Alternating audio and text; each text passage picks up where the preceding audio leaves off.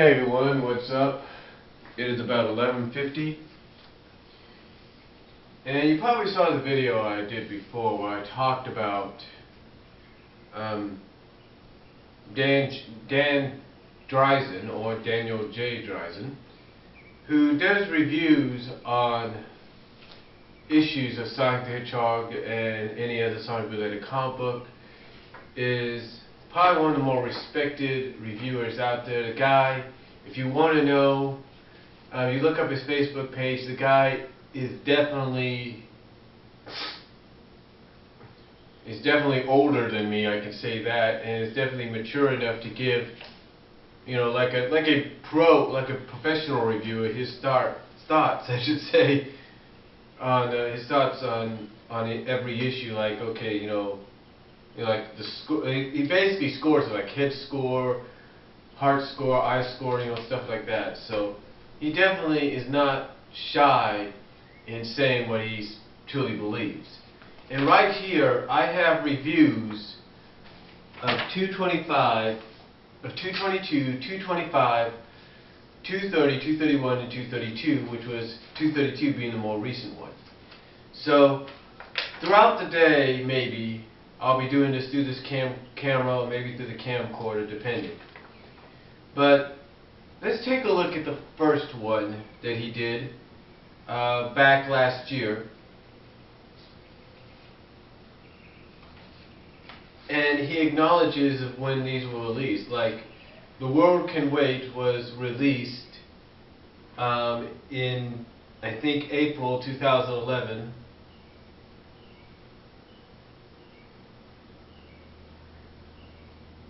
Hold on, I'm trying to think. Before June 22, yeah, April 2011.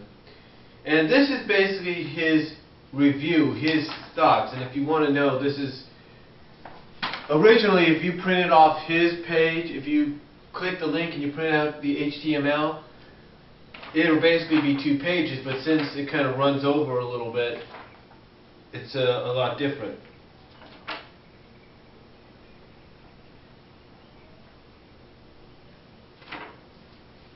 So this is what he says, and this is Daniel J. Drazen's, or Dan Drazen's, review of 222 last year.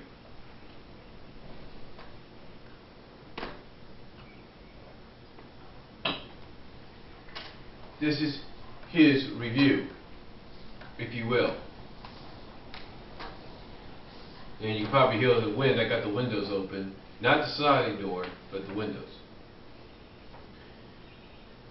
He acknowledges Ben Bates, who is also on Facebook and a friend of Ian Flynn. Oh, by the way, Dan Drazen is friends with Ian Flynn. So if you want to try to be friends with Ian Flynn and even Ben Bates and Tracy Yardlin, they're on Facebook as well. But this is what he said. Ben Bates, Terry Austin, and Matt Herms have done, he acknowledges they've done the cover. And he puts in a little saying, he kind of puts his own description of the cover. He says, and this is Dan Drazen saying this, "When Sonic tells you he's going to pick you up for a date, believe him.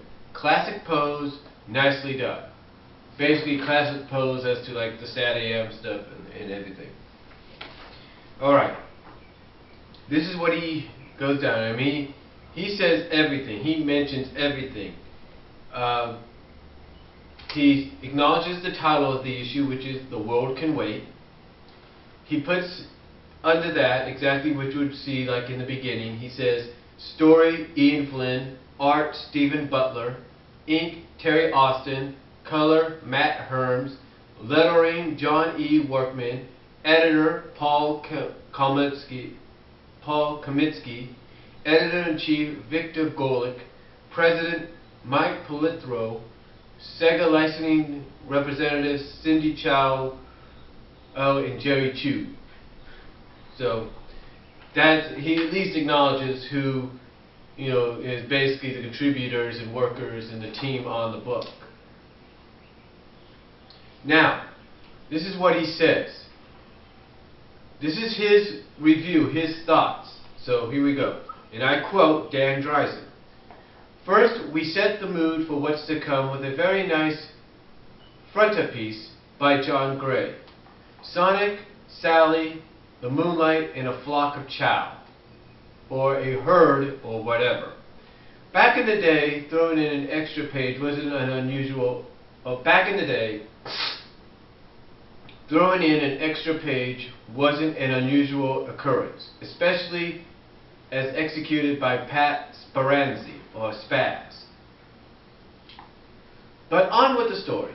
With no bad guys to bust, Sonic and Tails, with T-Pup trailing along purely for decoration, keep their skills set up with a round of Capture the Flag. I'm sorry, I was thinking there for a second.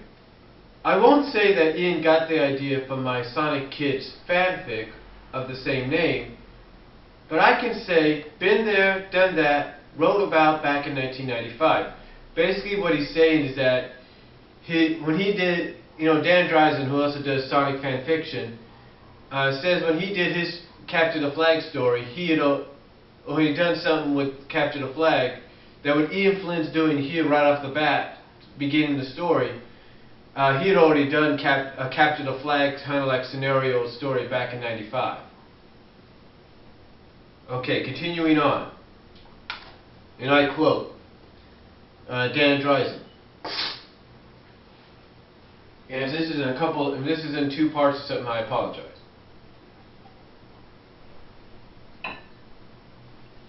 But continuing on, and I quote Dan Drazen. Anyway, during the merciful, brief exposition, Sonic lets it be known that his impending date with Sally is still some time off. Speaking of Sally, she's over in the Dragon Kingdom getting an earful of exposition from Khan. We also get an eyeful of Regina in her Spartan prison cell. Seems Sal is nervous about her own Archie-imposed track record. You get that right there, Archie-imposed track record in the romance department, as she once more brings up the breakup from Sonic 134's Say You Will. But after assuring her that things will turn out okay, Khan reminds her that she's courting a serious case of warp ring lag and should think about heading back. She does, and she and Sonic have a warm-up meet. And she and Sonic have a warm-up meet queued ahead of their date. In other words, if you read the issues, they bump into each other as soon as she comes out of the warp ring. And continuing on, quoting Dan Drazen in his review here of 222, Ian now shifts over to a sweet 2-page and 2-column format as the kids get prepped. Each calls upon the services of a trusted adult. Sally seeks out her mom, while Sonic consoles Uncle Chuck. In either case, the adults each serve up a helping. In either case, the adults each serve up a helping of that reliable chestnut, be yourself, as if the readers would want it any other way.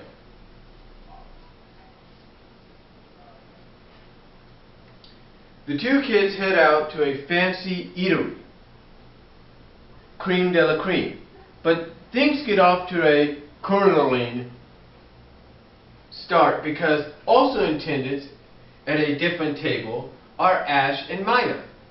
She's wearing the same piece of Dragon Larry Chinosaur she had on display in Sonic 120's She's Gotta Happen.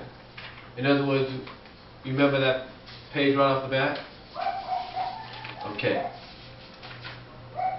Unfortunately, Sonic and Sally don't get...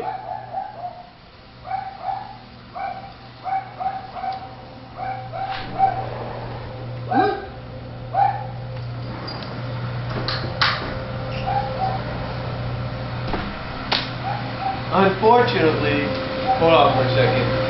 Street sweeper going by.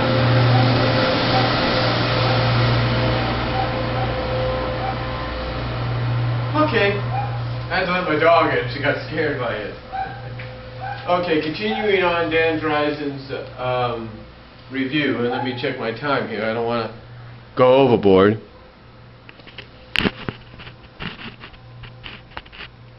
Okay, yeah, definitely got to separate this into two parts.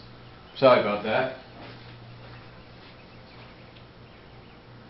But continuing on, and quoting Dan Drazen again, unfortunately, Sonic and Sally don't get much farther than the breadsticks because the patrons, or the patrons, and even because the patrons and even the waiter are inspired by something other than the love in the air, and continue the political discussion from the previous issue. Mida and Ash check out of there, and Sonic and Sally do the same shortly afterwards. When the discussion threatens to spill outside, as well, Amy Rose shows up to state, "I have a hammer, this argument is suspended for tonight anyway." Just to reassure the Sonic Amy minority, yeah, this is Dan Drazen saying minority, not majority, minority, this is Dan Drazen. It's not as if Amy's thrown in the towel, she's just going to let Sonic catch a break this issue. We eavesdrop on the two as they take in the scenery of the Chow Garden. As they settle down to some semi-serious cuddling, they're being observed from the shadows by Jeffrey. Either he's still working on his shadow melding, or those are some jazzy stink line he's throwing off. And further in the shadows is Nagas ready to make his move. Alright. Now,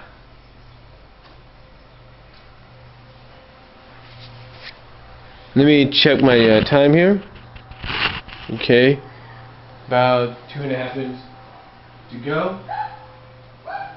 Now, this is where Dan Drazen kind of does his scoring, if you know what I mean. His scoring and everything. This is basically, like I said, this is how he scores everything. From heart score from head to heart to eye. So this is how he does it. This is his head score. This is how he starts at the head. This is part of his head score, which he gives a 7. A 7. He says, head. The date between Sonic and Sally is supposed to be the core of the story. But the day also gets off to a rocky start as politics intervenes at the restaurant. And for a class restaurant, I thought it was pretty darn Gucci for the Raider to start things off on the wrong, well, not Gucci, or, yeah, I guess Gucci, I don't know, G-A-U-C-H-E. For the waiter to start things off on the wrong foot like that. But it gives the reader some idea of how unsettled the issue is. It can only get worse by Sonic 225. The Capture the Flag interlude worked for me. It's a reminder that these characters have a skill set that needs tuning up between missions, and they may as well have some fun in the process. In one aspect, I was glad to see Ian prove me wrong by bringing T-Pup back into the continuity. That was the good news. The bad news is that he/it never really did anything other than fly around with his techno tongue hanging out. And I will continue in a second part.